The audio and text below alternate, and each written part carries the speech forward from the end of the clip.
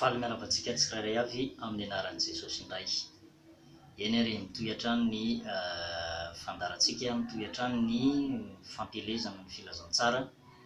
Efa vidéo maromaro izay no vita ka milohan'ny hitsambokinanao makany amin'ny vidéo hafa dia jereo kely aloha le lohahevitra teo aloha mba ahafahanao manaraka tsara ny fandarantsika. Dia androany zany tsika dia hiresaka kely indray mahakasika ny amin'ny antsoina hoe fahanginana. Hijery andinin-tsoratra masina tsika mahakasika an'izay atao amin'ny Matthieu 9:9-20 amin'ny anaran'i Jesosy. Ary koa raha mifady hanina ianareo, aza mety ho tahaka ampiatsara velatsia izay malahelo tarehy fa mampisotosoto ny tavana izy mba ho hitan'ny olona fa mifady. Lazaiko aminareo marina tokoa fa efa azo ny valim-pitihana. Fa ianao kosa raha mifady hanina dia hosoro ny lohanao, sasao ny tavanao mba tsy ho hitan'ny olona fa mifady, fa ho hitan'ny rainao izay ao amin'ny mangingina, ary ny rainao izay mahita ao amin'ny mangingina no hamaly ianao miarihary. Ampitsika zany andinin-tsoratra masina zany jereo anefa hatraty amin'ny bokin'ny Apokalipsia dia mbola voalaza izay fahanginana na hoe au cœur du silence zay. Apokalipsia 9:1 amin'ny anaran'i Jesosy. Ary rehefa novany ny tombo-kase fahafito dia nangina tokony antsasaky ny ora ny tany an-danitra. Nangina ho tokony antsasaky ny ora ny tany an-danitra. Ny fahanginana any amin'ny Exodosy 14:14 dia milaza ny tenin'Andriamanitra hoe Jehova hiady ho anareo, ahoana ny tohiny? Ianareo kosa angina. Misy fotoana zany tena tian'Andriamanitra mihitsy tsika angina. Za manokana ry havana karazana izara témoignage kely aminao na fijorona vavolombelona fa efa tsapako zany hoe nangina aho. Nisy ady teo amin'ny fiainako zany, nisy olona tena nanenjika sady saika tena motika amin'ny fiainako mihitsy. Inona moa no tena tehany? Resaka fialonana le raha zany, resaka tsy mazaka mahita fahombiazana, mba mahita anao mahomby amin'ny fitoriana filazantsara, mahomby amin'ny fitoriteny, mahataona fanan'olona amin'ny zavatra ataonao zany dia tsy zakany mahita an'izay dia mialo izy. Izy fotoana nefa be dia be ny akasoparana, ny sotasotana, anjojay izay nataon'io olona io anazy. Dia za moa tsy namaly fa afaka mangina, avelako Andriamanitra no hikasika izany. Dia io fikasihan'Andriamanitra io koa nefa tsy hoe hikasika izy dia hoe hiantso loza. Ny tena kristianina marina ry havana dia tsy miantso loza ho an'ny hafa zany, mivavaka ho an'ny hafa, mba mivavaka azy ianao ho contraire an'le zavatra angatahana hoe Andriamanitra valio izy, Andriamanitra engany izy loza, aoka voaozina izy. Tsy manao an'izay ny tena kristianina fa mivavaka. Fa ny zavatra nangatahako tamin'Andriamanitra fotsiny dia mba handrava ilay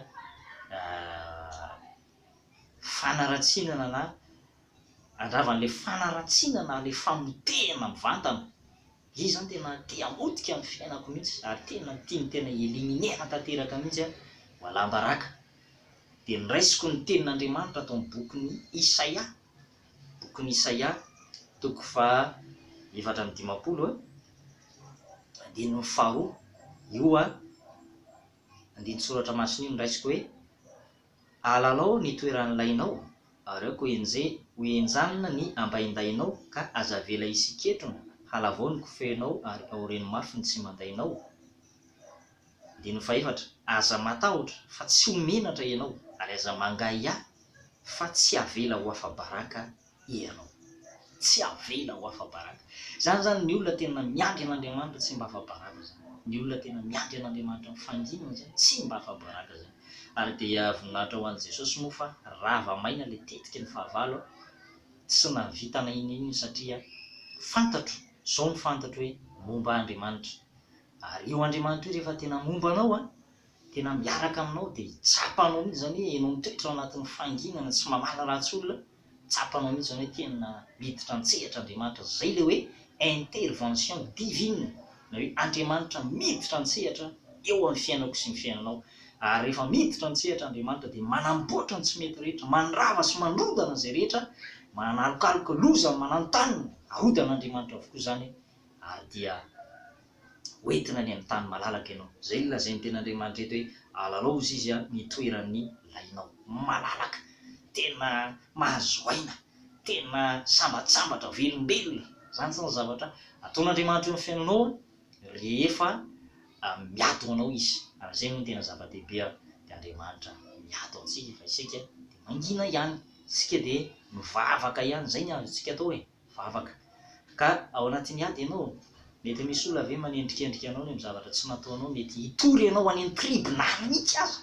Dia minoy ianao fa raha tena mivavaka ianao, raha tena matoky an'Andriamanitra ianao, dia miditra an-tsehatra Andriamanitra, manafaka anao, mamonjy ianao, ary tena mandray an-tanana mihitsy miadinao. Zay ny mazava-dehibe koa aloha e, ny ananana ny Jesosy ao anaty, satria any amin'izay toerany zanaka amantsy ny fonondray. Raha tianao Andriamanitra hiditra an-tsehatra amin'ny fiainanao dia raiso aloha Jesosy ho tompo sy mpamonjy ny tenanao manokana. Mila mandray an' Jesosy ianao, tsy hoe mahafantatra fotsiny ihany a. Ity koa mantsy mbola lesona lehibe koa, mbola toro-teny lavabe koa zay hoe samy hafa ny hoe mahafantatra an'Andriamanitra sy ny hoe samy hafa ny hoe mahafantatra ny Jesosy, mahafantatra ny tantaran'i Jesosy sy ny hoe manana an' Jesosy. Raha ataoko ohatra tsotra aminao le izy dia zao hoe samy hafa ny hoe manana 1 million ohatra zay, sy ny hoe mahafantatra 1 million. Fantatra fotsiny le chiffre hoe manisa an'le vola ianao 2 million. Fantatrao zay, fa ianao nefa mety tsy manana 1 million. Raha mitoko manodidina ihany koa tsika raha mijery ny tokotany eny, ohatra io zao misy 4L na Mazda menamena, dia fantatrao fotsiny hoe 4L io, fantatrao hoe Mazda io, fa tsy manana Mazda ianao, tsy manana 4L ianao. Dia tahak'izay zany dia izy hoe samy hafa ny mahafantatra ny tantaran'i Jesosy. Ianao zay mpijery film 10 commandements na hoe Jésus de Nazareth, na hoe la passion du Christ, fantatrao zany hoe tantaran'i Jesosy. Jesosy jerevana amin'ny DVD misy tantara be dia be, ary efa misy koa raha nadika amin'ny teny gasy izy ireny. Fantatrao zany, efa henonao efa nijerevanao, fa ity nefa magaga, ndreo dia mbola tsy hanananao ary le Jesosy, ndreo dia mbola tsy ao anatinao ary izy.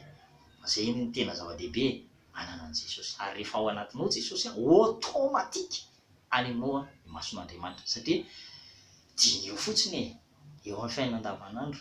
Raha misy zany ray aman-dreny manana zanaka tena tsy foiny io tena tsy foiny io. Ary raha sahirakirana ary io mandeha mitady ravinahitra any, tena ohatra hoe afaka le ray aman-dreny, dia tena mandefa vola mihitsy manohana. Zay nge le fitenenina ry havany hoe ny zanaka no mety mahafoy ray aman-dreny, fa ny ray aman-dreny tsy mahafoy zanaka. Marina zany. Ohabolan'ny Taolo fitenenana fahendrena avy amin'ireo ray aman-drenitsika razambetsika teo aloha Taolo malagasy, dia nanana izay fahendrena izay. Ny ray aman-dreny tsy mahafoy zanaka, tsy manary zanaka, fa zanaka mety mahafoy ray aman-dreny. Ka ny tiana lazaina aminao dia hoe ataovy mihitsy aloha izay anananao an' Jesosy. Tsotra ny solon-dalana omenanao raha tena hoe te-hanana an' Jesosy ianao. Ilaina mino ianao fa maty ho anao teo ambony azy fijaliana Jesosy. Ilaina mino ianao fa Jesosy no lalana sy fahamarinana ary fiainana. Tsy misy zavatra hafa ahafahanao amin'ny fahotana, tsy misy zavatra hafa hitondranao ho amin'ny tena fahafahana tanteraka ratsy amin'ny alalan'ny finoana an' Jesosy ihany. Ary raha mbola misy aza olona miteny aminao hoe avia aty fa ho afahana misigara, avia aty ho afahana fijangajangana, avia aty fa ho afahana fofoana rongonona ny fanompoan-tsampy, zay le antsoiny Baiboly milaza manao hoe fahavalon'ny hazo fijaliana. Fahavalon'ny hazo fijaliana zay rehetra olona mitona anao hoe avia ty fa za mahita no avy, avia ty fa za afaka manafaka anao am'zany. Fahavalo miazo fijaliana reny hoy ny volazan'ny soratra masina, Jesosy rery no manafaka amin'ny fahotana. Zao ny voasoratra any Matitoko voalohany 1:20 manao hoe ka hiteraka ny zazalahy izy ary ny anarany ataony hoe Jesosy, fa izy no hamonjy ny olony ho afaka amin'ny fahotana. Jesosy mihitsy zany ilay nirahan'Andriamanitra fanatitra tanteraka hamonjy ny olona ho afaka amin'ny fahotana. Ka dia mila manana an' Jesosy alohanao zany voalohany indrindra. Mino ary rehefa mino de tsy hoe mino fotsiny fa mibebaka, de mibebaka mihitsy rehefa inonao le ten'Andriamanitra de arahana fibebahana izy de zay le hoe miaraka amin'ny action mihitsy. Lazain'ny Jakoba manao hoe fa ny finoana tsy arahan'asa dia zava-poana na hoe maty. Le finoana zany rehefa toriana taminao ny fahamarinana de voarainao ny ten'Andriamanitra de miaraka amin'ny action am'izay zany ianao mihetsika am'izay ianao de rehefa mihetsika miaraka am'izay ianao de bebaka am'izay zany atao zay azahoana fo mendriky ny fibebahana. Fo mendriky ny fibebahana. Zay mahatonga an' Jesosy manao hoe ny azo ratsy tsy afaka mamovo tsara ary ny azo tsara tsy afaka mamovo ratsy, fa ny voany no hamantarana ny hazo. Tokony hamoha am'izay zany le olona. Ary rehefa mamoha izy rehefa aveo de zay le ankasitrany ny fanahy masina de lasa mahatamana ny fanahy masina de mitoetra ao anatin'le olona azy satria namoha fo mendriky ny fibebahana.